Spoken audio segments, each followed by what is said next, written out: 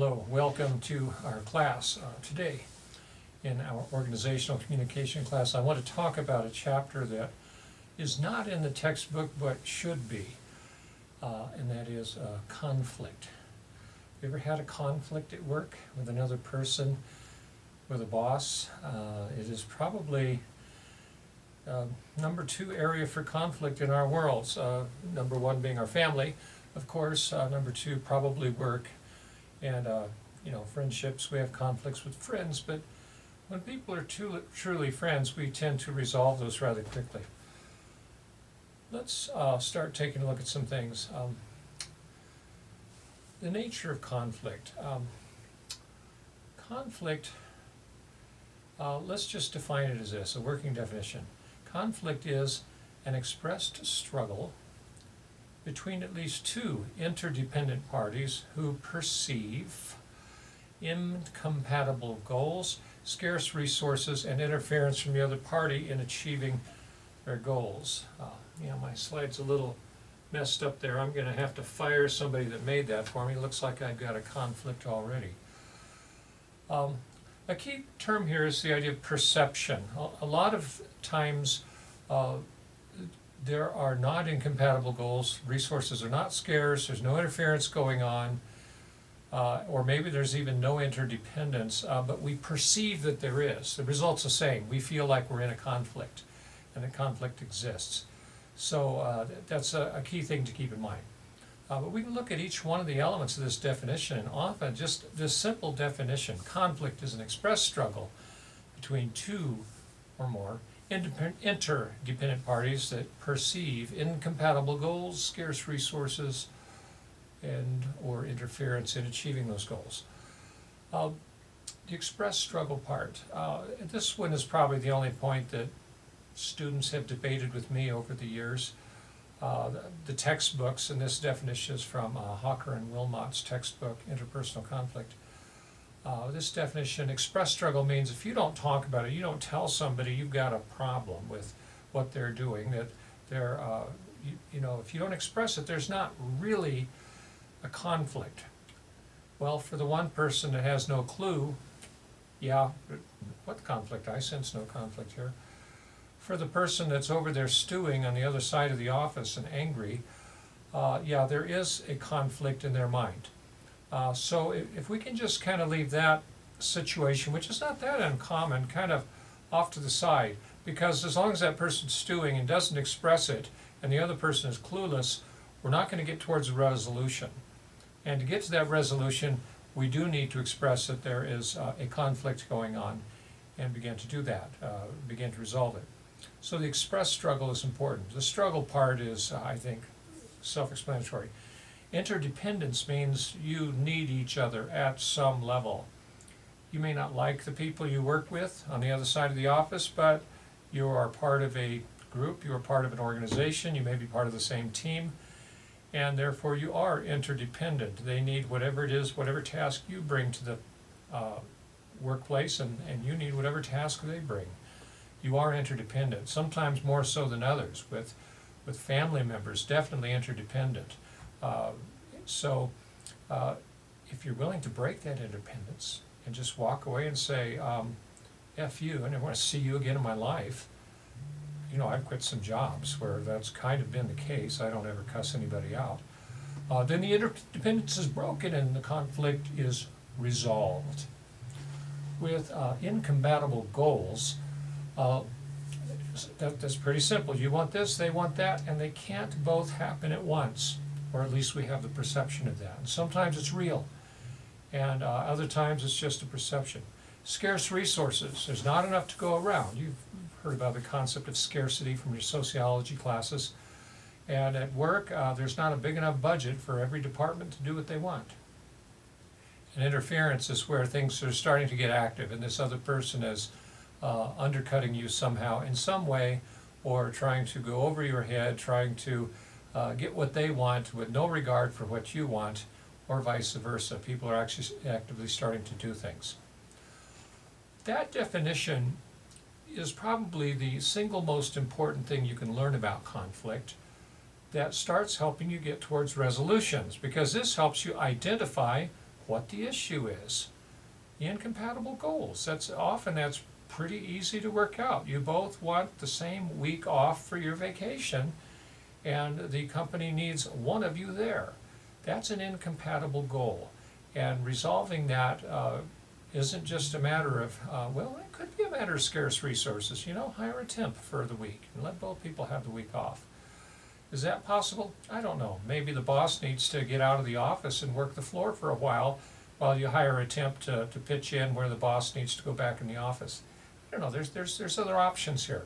But once you identify which element of this definition is the central aspect of the conflict, you can begin working on a solution.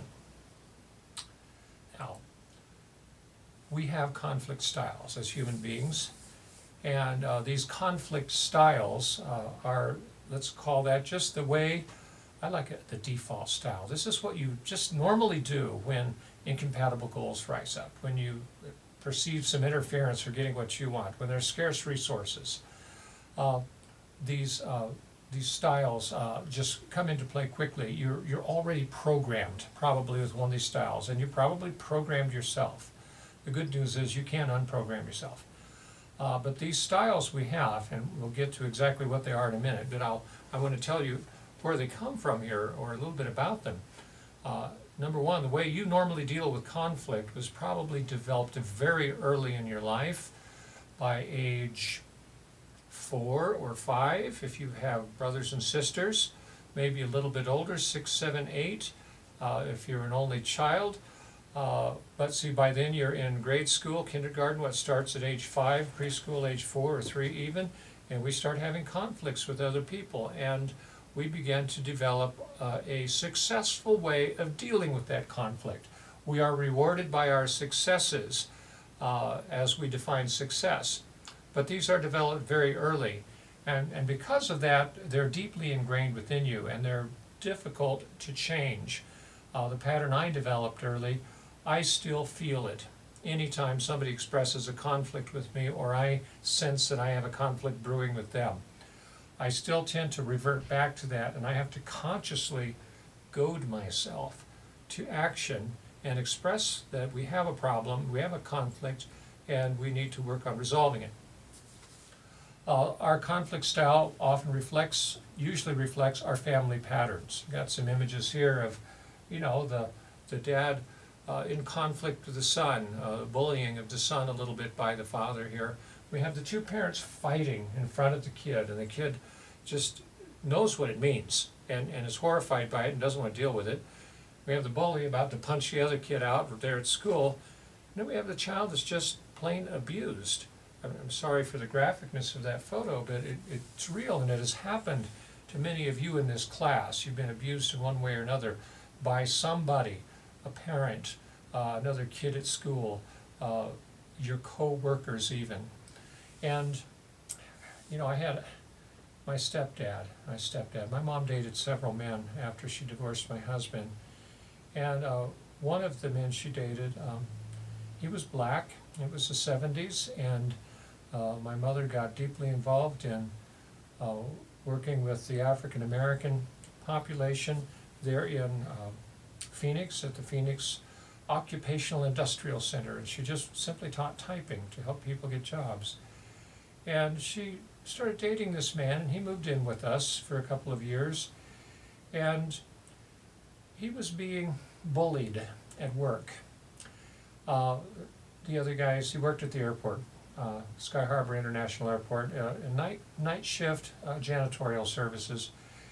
And the other people there, they were trying to run him out, get rid of him, and they would take his lunch and they'd throw it in the trash can. They would pick on him all the time. They did all these things. And what they didn't know was, he was 6'2" and kind of a barrel-chested guy. What none of them knew there was that he had been a Golden Gloves boxing champion in the state of Pennsylvania at age 18, age 17, and had he lost his cool, he could have really hurt somebody. He'd also spent a little time in prison, and as soon as he punched somebody, he would have been probably back in prison. And it was just terrible to see him, the guy that was the tough guy, come home from work at night and just be so angry, and he'd be pounding his fist in his hand while he told my mom about all the crap going off at work. And there was nothing he could do about that. He was just in that no-win conflict situation for him. But it was kind of turning the tables on the bully thing. Here's the guy that could have been the bully, yet he had to give in to the pressure of letting other people harass him at work for various reasons from his past. So these situations can get really complicated. He developed early reactions to conflict, beating the crap out of people. It was probably a family pattern in his family. These patterns you may have developed are very difficult to change. Like I said, they run really deep, they take great effort, and about my own life, I will always be tempted to respond in the same way in any conflict situation. And I have to consciously cut off that default program and reinsert my other program that deals with conflict in a healthy way. Conflict is also very emotionally charged, and it's because it was developed so early. It was often under the worst of circumstances, and emotions run high. There might be violence associated with it, and so it makes it very, it's deep, it's emotional, it's difficult, and it cuts to the very core of our being often when conflict arises. Okay, the 5 conflict styles are, and these are out of, and I'm giving you just a quick overview about 4 chapters from Hawker and Wilmot's textbook, Interpersonal Conflict. 5 styles are placating is first, just rolling over, giving in. Here, yeah, I don't want conflict. You can have what you want. That's my problem. I'm also somewhat avoiding. I don't like to just totally avoid, because that always leaves unresolved issues. But some people just avoid. I don't hear you. I'm pretending this doesn't exist. I don't want to talk about it. I can't deal with it. People avoid. I have a tendency to avoid, but I know that leaves unresolved stuff, so I take the next step and I say, fine, you can have what you want. I'll placate. Not a healthy pattern to be stuck in those 2 things. And why is that the case with me? Well, I had a father and a mother who both did that, who both avoided conflict, who both put everything off, and then when I was 10 years old, out of the blue, a divorce. I had no clue they were having marital problems, and I was old enough to notice by then. And so, but I adopted their patterns. I just learned their patterns and watched them, and got into school where there was quite a bit of bullying going on, and I was a bully for a while. As a young person, angry about the divorce, and then I ran into some tougher bullies than me that beat the crap out of me a couple of times, and that's when the avoiding started coming up, and that's how I dealt with those guys. I just avoided them. I didn't have any good conflict resolution skills at all. My parents had never shown me what a healthy debate or an argument looks like. A lot of people compromise, the 3rd conflict style. And you've probably been taught that from a very early age. No, we share the toy. You can have it for a while, now you play with it. We compromise. We find middle ground where nobody gets everything they want, but you get part of what you want. My problem with compromising is you never really get what you want. Nobody does. It's not a bad way to resolve conflict. And it's probably healthier, certainly, than avoiding or placating. The 4th way people deal with it here is with competing. And these are people that have learned from an early age, if you push back and you push hard, or you just get aggressive from the start, those people who avoid and placate, or even compromise, will give in to you every time because they can't deal with the competition. Maybe you're from a family that did argue a lot, and maybe even argued in a healthy way. I've had students that grew up in a family of lawyers. Household or dinner discussions are very interesting in a family like that, but you learn good arguing skills. And those arguing skills, when you're good at it, are very useful, but also can be used to literally steamroll over other people when you want, especially if they like to avoid and placate. And then there's the collaborating as a 5th method. In collaborating, you're actually co-laboring with somebody else to find a solution to one of those elements of the conflict definition. Scarce resources, incompatible goals, interference from the other party. So we tend to adopt one of these styles as our primary style. We probably, if we're older and more mature, as many of you are in this online class, have learned to compromise or even collaborate with people. I had to learn how to compete. I didn't know how to argue, and I would be baffled when I would run into people that could just make mincemeat out of me in an argument. And so I studied rhetoric, the art of persuasion. I've also studied argumentation. I've never had the pleasure to be on a debate team. I was older when I went to college and couldn't travel with a team. But people that take a class in debate, and I've actually taught classes in debate, though I've never been on the debate team. But people that join the debate team get all sorts of practice at debating with other people, learning the rules of debate, learning what solid arguments are, what evidence is, what argument fallacies are. So learning to argue is a good step for helping you get out of this avoiding, and or learning to argue fairly so that when you do compete, you're not steamrolling over people with fallacious arguments and other dirty tricks, and there are many. And unfortunately, that's what most people know how to do best. Very few people argue fairly and well. Collaborating takes a lot of work, but often provides the best solutions for conflict. Now, when you're in conflict, you may feel powerless, and I want to tell you that that's not true. There are these things we call power currencies. You have more power than you know. And there are four kinds of power currencies, and if you think of them as something you have that you can use and spend, and actually it's nice because your wallet often doesn't run out for some of these. But the first is resource control. Yeah, who has the checkbook? Who in the organization can allocate the funds to resolve something in the way you want to resolve it? So resource control. But there are other resources besides money as well. There are resources of time, putting in effort on a project. Resources such as we'll get to some of these others here in a minute. Let's move on. Okay, another power currency, a pure one, is your interpersonal linkages. You know people that can help. You know people that can bring more resources to your cause, to the cause of solving a conflict. You know people that can get things done for you. And so people, and those of us who are real connectors, and we're learning about those here with this this tipping point reading, often know somebody that can come in and help or provide something that's outside of our normal resources to gain. Also, some people have communication skills. Do you know how to argue fairly and well?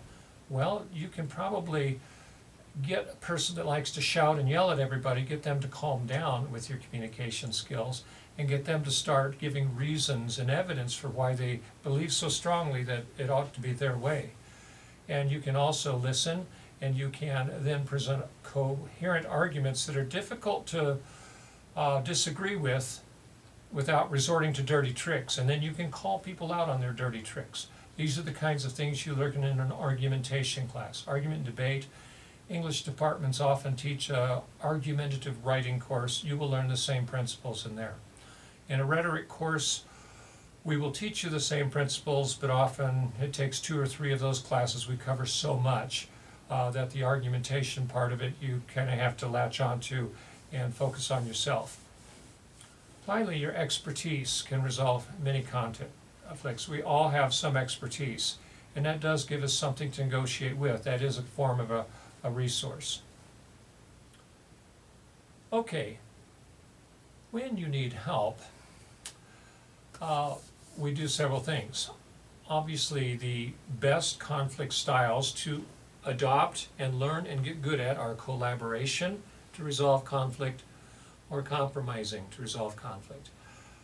When it's just really difficult to do that, you may need help, and there are 3 ways to do that. The first is with a mediation.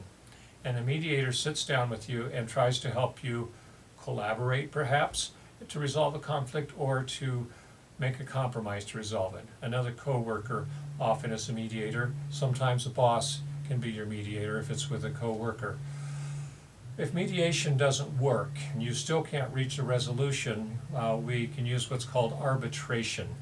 And that's where two parties agree in writing that we will bring in somebody to help us resolve this. And if we can't reach a decision, that person gets to make the decision, and I'm going to live with it. And I just put it in writing. If that's not going to work, because a lot of people will not agree to arbitration, the last one is adjudication. You see the word judge in the middle of that term, that Latin term, and that's where literally you can go to court and get lawyers. A judge is going to decide, and you may not get any say in how the conflict is resolved. A boss can adjudicate a conflict at work and say, you're right, you're wrong, and this is such a mess, we're just firing you, and you're out. Or the boss can just settle the conflict and say, here's what we're doing, but one person is still very unhappy about it, or maybe both people. So adjudication. But as you go down this list, you have less and less control over the outcome of the conflict. So, how do you stop avoiding or placating? The first thing I'll say is, because the issues are so deep, get therapy if you need to. Go talk to a counselor about this.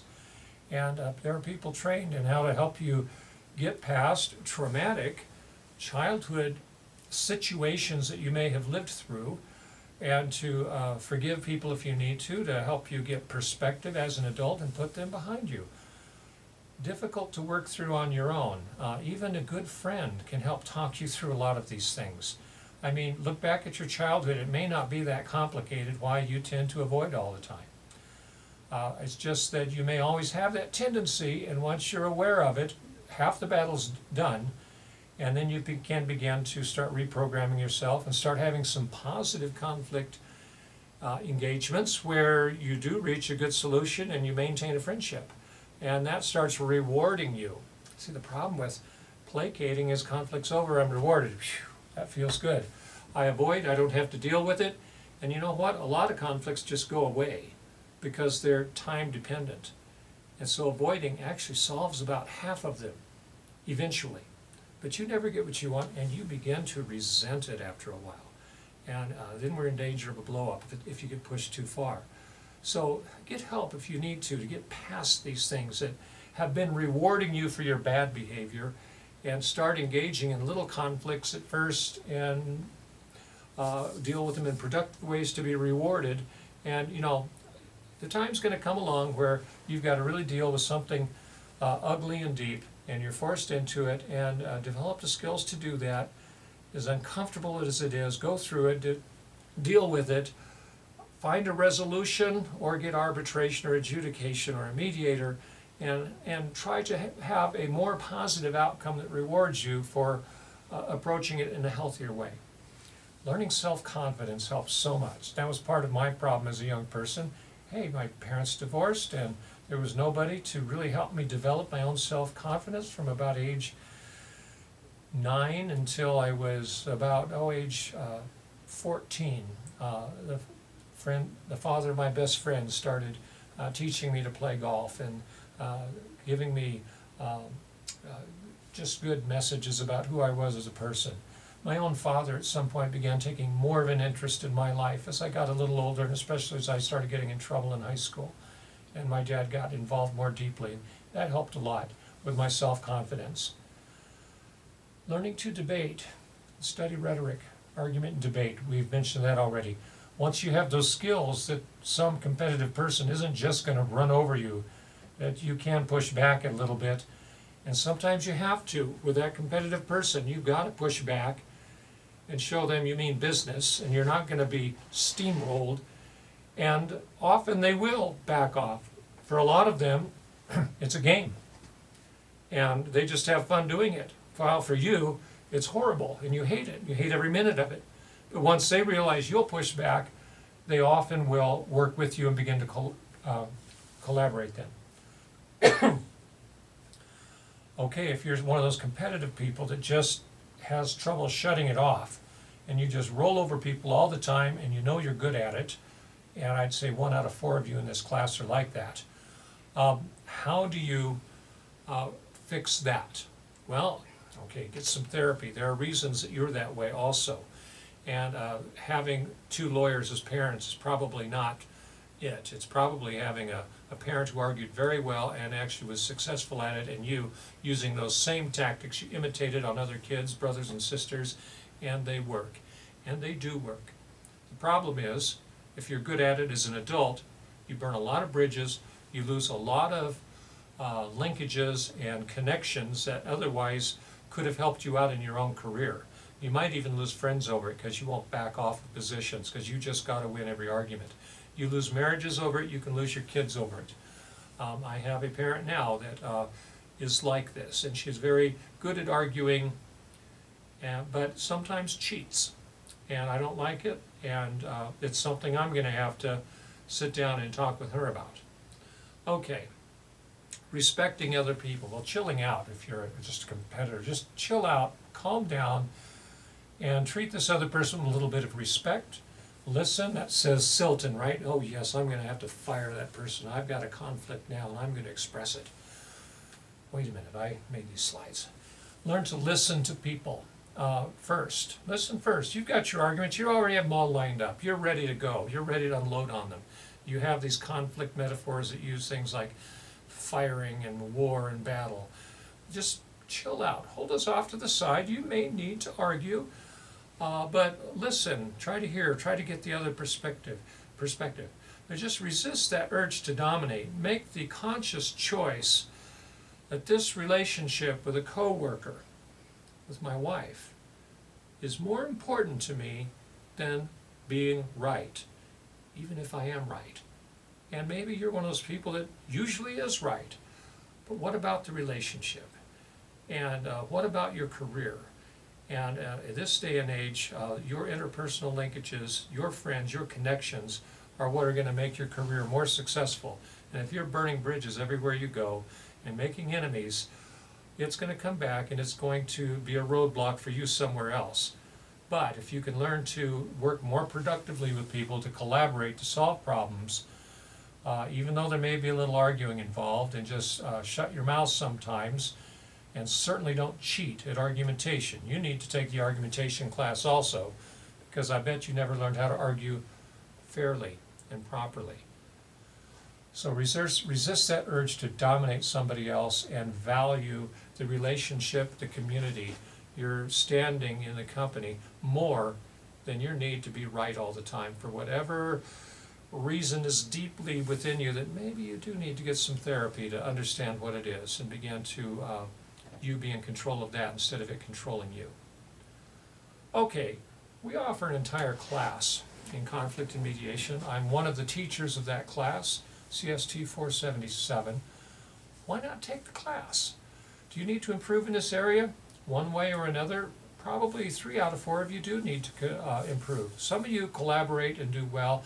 I've always got in my class 3 or 4 students that have worked through issues or have had really good models and they're just good at this.